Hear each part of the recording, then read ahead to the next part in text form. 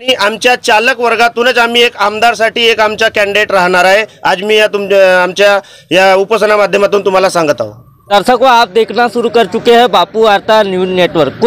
कुछ विगत दिनों पहले से जो जय संघर्ष वाहन चालक मालक संगठन के जो ड्राइवर्स यूनियंस है उन्होंने संप पुकारा हुआ था, स्टीयरिंग छोड़ो आंदोलन, लेकिन उसका कुछ भी हल नहीं निकल पाया। वैसे ऐसी जानकारी मिली है कि जो संबंधित पुलिस स्टेशन के थानेदार, वैसे ही तहसील कार्यालय के तहसीलदार महोदय, इनके विनंती पर इन्होंने संप पीछे लिया है। और संप पीछे लेते ही कुछ लोगों से जब ड्राइवर चालक मालक भाई से बात हुई तो इन्होंने ऐसा बताया कि हमारे जय संघर्ष वाहन चालक मालक संगठन के जो ड्राइवर भाई है उन्हीं में से एक हर विधानसभा में ड्राइवर चुनाव लड़ेगा। वैसे ही भाजपा सरकार को प्रचार के लिए गाड़ी नहीं देंगे, ऐसा इन्होंने दावा किया है। गोरेगाव तालुक्यामधले जय संघर्ष वाहन चालक सामाजिक संस्था यांनी एक सकाळी उपोषण या ठिकाणी चालू केलं होतं। यांच्या अगोदर त्यांनी तहसील ऑफिसमध्ये निवेदन दिलं होतं। त्याच्या भावना आपण हे सगळ्या शासनास कळवलेल्या आहे। या ठिकाणी देखील त्या परत त्यांच्या आपण भावना शासनास कळवलेल्या आहे आणि त्याबाबत त्यांना शासन त्याच्या मागणीबाबत सहानुभूतीपूर्वक निश्चितच विचार करेल। त्याच्यामुळे त्यांनी या आजचं आपलं सकाळी उपोषण सोडलेलं आहे।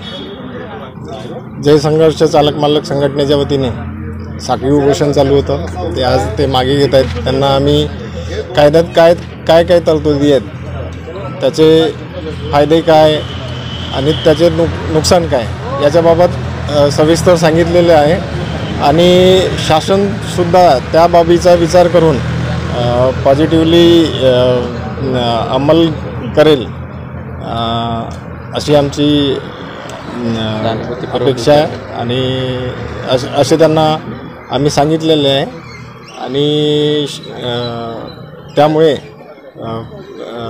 सदर समिती हे साखळी उपोषण मागे घेत आहे। तसेच सदर कायदा अजूनपर्यंत लागू झालेला नाही, सदर कायद्याबाबत शासन विचाराधीन आहे, त्यासुद्धा बाबी आम्ही त्यांना समजावून सांगितलेल्या आहेत। आम्ही 10 तारखेपासून इथे उपोषणावर बसून होतो आणि आमच्या ज्या मागण्या होत्या आम्ही मीडियासमोर ठेवल्या, सर्व काही सूचना दिल्या, सर्व काही सूचित केल्या, पण आतापर्यंत आमच्या जनप्रतिनिधींनी आम्हाला कसलीच भेट दिली नाही आणि कोणत्याच प्रकारचा आम्हाला दिलासा दिला नाही।